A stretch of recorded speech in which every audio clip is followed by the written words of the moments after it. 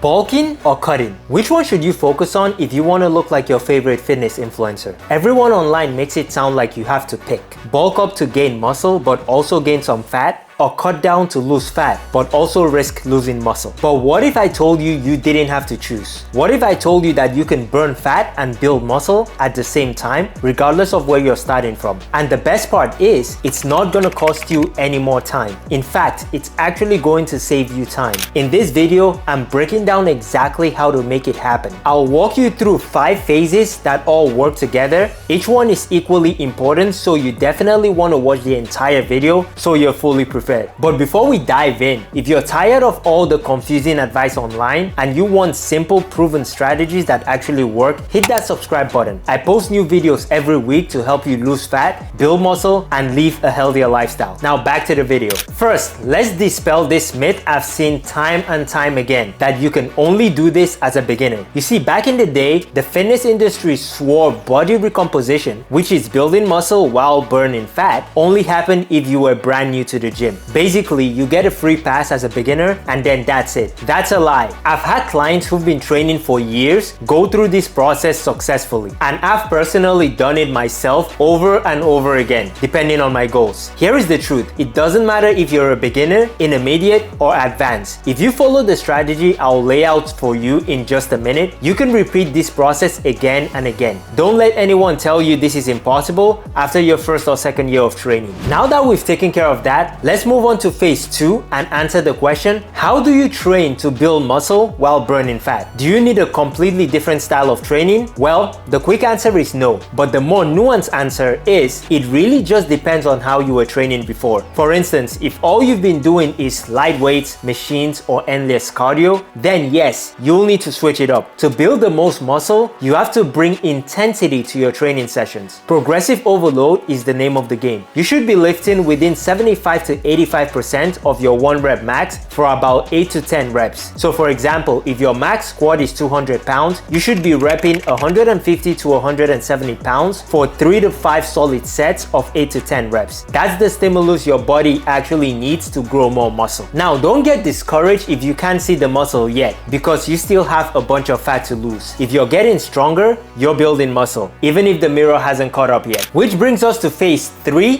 where we'll start shedding off some of that body fat. You'll start the process by increasing your TDEE. If you don't know what TDEE means, it stands for your total daily energy expenditure. Basically, how many calories you burn in the day. If you want to burn fat while building muscle, you have to increase this number. Now, here's the good news. You don't have to do anything extreme. No 2-hour marathons, no insane cardio sessions. Just make small tweaks to your daily routine, like taking the stairs instead of the elevator, going for a 20-minute walk while listening to music instead of laying in bed scrolling, talking or FaceTiming your friend on the phone while pacing around your apartment instead of sitting on the couch. If I was gonna list out all the ways to do this, we'd be here forever, but you get the point. You're going to do the thing anyways. Just add a little extra movement to it. These little things burn hundreds of extra calories without you even noticing, and that is where fat loss starts to speed up. Build muscle in the gym, and outside the gym, move more. That combination is how you drive body recomposition. But of course, all this won't matter at all if we don't address this next phase, which is your diet. This is the biggest piece of the puzzle, and it's where most people fail. They ask, should I eat more or less? And no one ever gives them a straight answer. So let me make it clear. The truth is, you don't need a calorie surplus to build muscle, unless you're a super skinny person. And if you are, what the hell are you doing watching this video? But anyways, if you already have a significant amount of body fat,